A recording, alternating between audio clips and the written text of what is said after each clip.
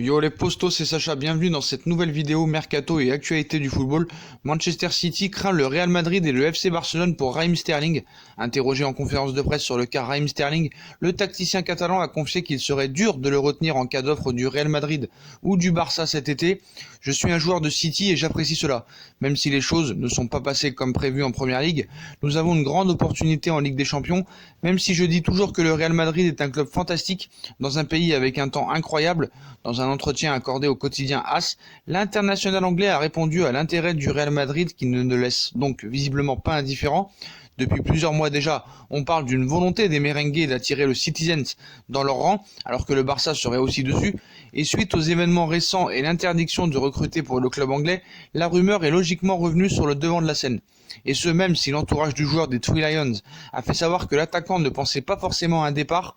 Dans le même temps, histoire de calmer un peu les ardeurs et d'apporter un peu de sérénité au sein de son effectif pendant ces semaines assez troubles, Pep Guardiola a fait savoir publiquement qu'il ne comptait pas faire ses valises à la fin de la saison. En revanche, le Catalan est conscient qu'il risque de perdre des joueurs, à commencer par Raheem Sterling. Les joueurs sont libres de parler et de dire ce qu'ils veulent, dit Guardiola. Nous ne sommes pas ici pour leur dire ce qu'ils doivent dire. C'est normal qu'ils parlent du Real Madrid dans une interview à un média de Madrid. Je n'ai aucun doute sur l'engagement de nos joueurs. Ils l'ont montré pendant des années, rien n'a changé. On ne sait pas ce qui se passera en fin de saison. On décidera tranquillement ce que nous voulons et ce que les joueurs veulent, a expliqué le Catalan en conférence de presse. Il est cependant montré un peu moins confiant par la suite. Tous les clubs savent quand le Real Madrid ou le Barça viennent toquer à ta porte, les autres doivent trembler. Ce sont les clubs avec le plus de pouvoir, d'histoire et de qualité. C'est normal, je comprends, mais je vois l'engagement de Raheem Sterling chaque jour. Depuis qu'on est arrivé, il ne se blesse jamais, sauf là, mais il sera bientôt de retour. En défense, en attaque, il se donne, c'est un des meilleurs du monde. C'est normal que de gros clubs s'intéressent à lui.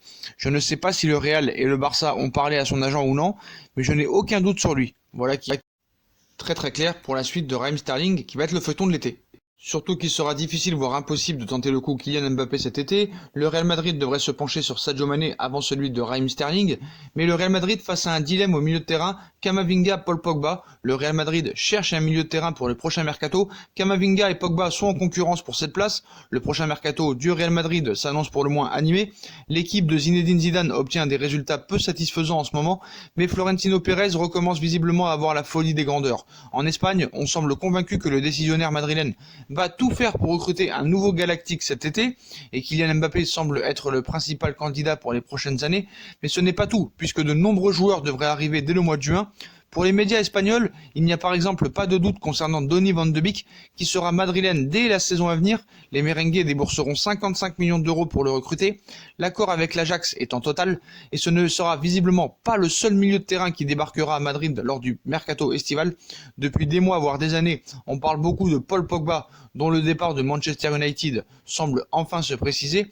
Il faudra convaincre Zidane. Marca dévoile ce dimanche qu'Eduardo Camavinga semble cependant avoir devancé le champion du monde dans le casting.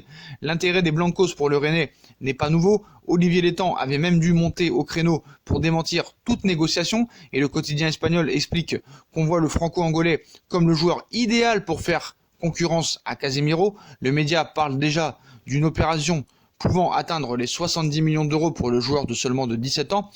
Et comme on l'avait indiqué il y a quelques mois, la direction sportive du Barça est aussi sur le coup. En revanche, les décisionnaires madrilènes vont encore devoir convaincre Zinedine Zidane, qui n'a toujours pas oublié Paul Pogba. Depuis des semaines, les médias ibériques expliquent que les madrilènes ne souhaitent pas faire de grands sacrifices pour la pioche, mais l'entraîneur français est toujours sous le charme. Les récentes informations publiées en Angleterre qui évoluaient une vente au rabais à 60 millions d'euros pourraient permettre aux Marseillais de voir son vœu exaucé l'été prochain. Foncer sur Camavinga ou faire plaisir à Zidane, le Real Madrid est donc bel et bien face à un dilemme de taille. Surtout que Eduardo Camavinga est toujours suivi par le Paris Saint-Germain. Camavinga pourrait recevoir une offre du Paris Saint-Germain cet été.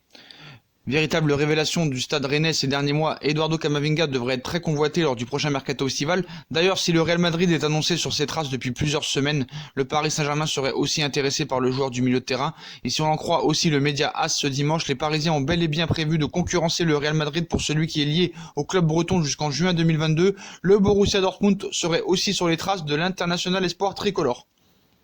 Et on passe à Pierre-Emerick Aubameyang sur les tablettes de l'Inter de Milan.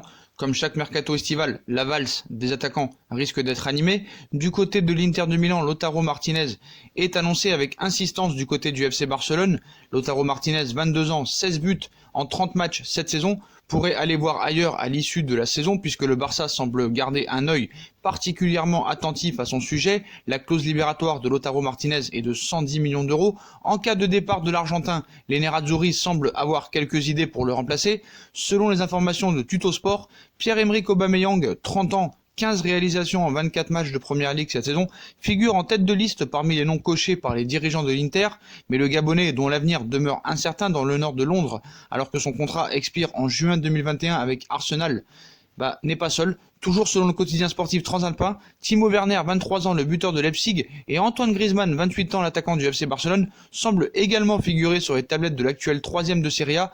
Quoi qu'il arrive, il faut s'attendre à du mouvement sur le marché et transfert l'été prochain, vu qu'il y a très peu de chances que Arsenal retrouve la Ligue des Champions la saison prochaine. Au PSG, Leonardo s'intéresse fortement à Arthur Melo et Leonardo l'aurait ajouté dans sa shortlist pour le milieu de terrain. Leonardo, le directeur sportif, aurait déjà quelques idées pour le prochain mercato estival du Paris Saint-Germain la saison prochaine. Selon les informations de Calcio Mercato, le directeur sportif du club parisien apprécie énormément le profil du milieu de terrain Arthur Melo. Actuellement en difficulté en Catalogne après des débuts prometteurs, l'ancien joueur du Grêmio sera forcément attentif à une éventuelle proposition du PSG. Pour rappel, le Brésilien de 23 ans a disputé 13 matchs pour 3 buts et 2 passes décisives cette saison avec les Blaugrana. Et le PSG, Leonardo serait prêt aussi à s'attaquer à Gabriel Martinelli, très en vue du côté d'Arsenal. L'attaquant de 19 ans séduirait le Paris Saint-Germain et le Real Madrid. Lors d'un entretien accordé à Marca au début du mois de février, Gabriel Martinelli s'est livré sur l'intérêt de la Maison Blanche. Le Real Madrid? Non, je n'ai rien reçu. Je suis concentré sur mon travail à Arsenal et ma tête est pleinement ici. Selon la presse britannique, Zinedine Zidane ne serait pas le seul sur ce dossier. Un duel entre le Paris Saint-Germain et le Real pour Gabriel Martinelli serait avancé. D'après les indiscrétions du Daily Star, le Paris Saint-Germain serait également sur les traces de Gabriel Martinelli. On pourrait donc assister à un énorme bras de fer entre le Real et le Paris Saint-Germain et Zizou et Leonardo pour la pépite d'Arsenal. Reste à savoir qui du Real Madrid ou du Paris Saint-Germain raflera la mise cet été. Par contre, ça se complique sérieusement pour Sandro Tonali. Leonardo et le Paris Saint-Germain ont intérêt à passer à la vitesse supérieure pour Sandro Tonali, dont l'avenir pourrait bien se décider au cours des prochaines semaines. Considéré comme l'un des plus grands talents de sa génération, Sandro Tonali ne manque pas de courtisans. Leonardo souhaiterait toujours l'attirer au Paris Saint-Germain après l'échec de l'été dernier, mais il doit faire face à la concurrence de Chelsea, United, City et surtout de l'Inter de Milan et de la Juventus de Turin. Les octuples champions d'Italie semblent en effet être le principal danger pour le Paris Saint-Germain dans ce dossier, puisqu'en Italie on annonce déjà une rencontre programmée avec Brescia, donc la Juve va passer à la vitesse supérieure pour Tonali. Ce dimanche, Nicolo Cesalini confirme la tendance expliquant que Sandro Tonali est la grande priorité de la Juve avec Paul Pogba. Pour TMW, il annonce que les Bianconeri souhaiteraient absolument boucler ce dossier au cours des prochaines semaines afin d'éviter des éventuelles enchères estivales face au Paris Saint-Germain et aux autres clubs intéressés par le milieu de 19 ans. L'idée est d'accélérer dans les négociations avec Brescia afin de trouver le plus vite possible un accord pour Tonali. Ce qui est marrant avec la Juve, c'est qu'ils veulent tout le monde. Ils veulent Pogba, ils veulent Tonali. Apparemment pour eux, il n'y a pas de danger de fair play financier, vu que M. Paratici est en étroite collaboration avec M. Sellerin, et c'est pour ça qu'on va parler maintenant du fair play financier. Et si c'était la fin du fair play financier? Et si la sanction de Manchester City pour non-respect du fair play financier allait amener les dirigeants à remettre en cause le règlement comptable européen auprès du tribunal arbitral du sport? Et si l'UEFA prenait un gros risque en sanctionnant lourdement un grand club comme City, l'avenir économique du football semblerait se jouer dans les prochains mois, alors que Manchester City va entamer la deuxième partie de la Ligue des Champions en 8e de finale contre le Real Madrid ce mercredi 26 février prochain. Une autre chose préoccupe les hommes de Guardiola: joueront-ils la compétition l'année prochaine? City sanctionné, quelles conséquences? En effet, une bombe a explosé la semaine dernière avec la lourde sanction de l'UEFA à l'encontre de Manchester City. Après de graves violations des règles du fair play financier, le club a écopé d'une exclusion pour les 2 prochaines saisons de toute compétition européenne ainsi qu'une amende de 30 millions d'euros. Donc tant sportivement qu'économiquement, cela semble très inquiétant pour City, qui devra faire à la fois sans la manne financière de la Ligue des Champions, estimée entre 50 et 100 millions d'euros par an, et sans la visibilité, la réputation et la médiatisation de la compétition. Ses joueurs et ses sponsors pourrait donc tout à fait partir, plutôt que de rester au sein d'une équipe qui ne jouera plus l'Europe, mais tout n'est pas fini pour Manchester City. Dans sa déclaration, l'UEFA indiquait que le club pouvait saisir le tribunal arbitral du sport, le TAS, afin de faire appel de la décision, chose que les dirigeants se sont empressés de faire. Une décision devra ainsi être prise dans les prochains mois, et si on allait vers la fin du fair play financier, et toute la question dorénavant concerne les moyens de défense. City va-t-il seulement défendre son cas, prouver la bonne gestion de ses comptes et l'absence de toute fraude, ou alors, comme le suppose un récent article du Finance Times, décidera-t-il d'attaquer directement le principe même du fair play financier? Cité dans l'article, un proche de la direction de City admet que la défense devant le TAS ne servira pas à réduire la peine, il s'agit surtout du fond de l'affaire. La légitimité des règles comptables du fair play financier, en contradiction avec le droit concurrentiel européen, nous attendons à ce qu'une juridiction indépendante puisse entendre nos arguments et prenne une décision importante. Les avocats de City sont prêts. Une décision aussi forte que l'arrêt Bosman, dit autrement, Manchester City envisage une stratégie juridique ambitieuse dans laquelle il ne fera pas seulement valoir qu'il n'a pas enfreint les règlements du fair play financier, mais que ces derniers ne devraient pas exister du tout.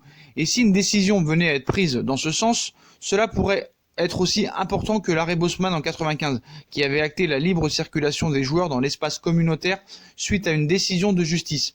D'après Daniel Gouy, avocat en droit du sport, interrogé par le Financial Times, si Manchester City avance un argument selon lequel le fair play financier est anticoncurrentiel, quelle est une contrainte injuste pour les clubs? Si c'est une contrainte injuste pour les clubs, c'est illégal.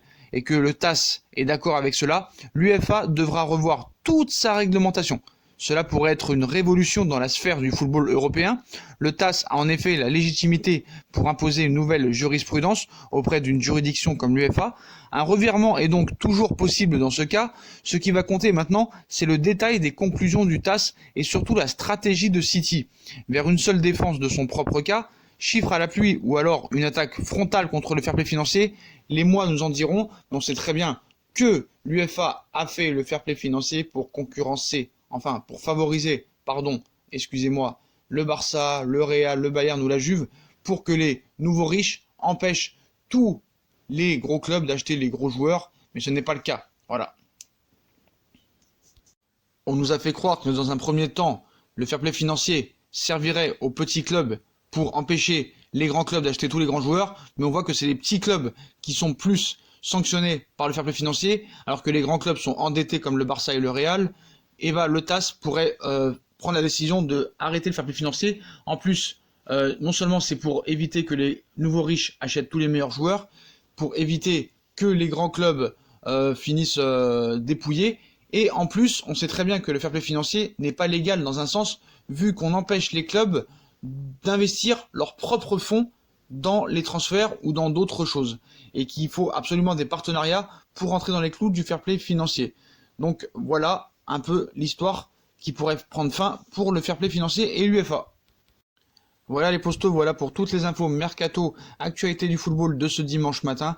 Comme d'habitude, si on a kiffé la vidéo, on like, on partage, on s'abonne, on commente. Dites-moi en commentaire ce que vous pensez de toutes ces infos mercato. Puis, si on a kiffé la vidéo, on like, on partage, on s'abonne. On nous rejoint sur nos différents réseaux sociaux. On active la petite cloche pour les notifications. On nous rejoint aussi sur Utip, Instagram, Facebook, Snapchat, Twitter. Voilà les postos, je vous souhaite à tous une très bonne vidéo et à très vite pour une nouvelle vidéo les postos. Tchuss!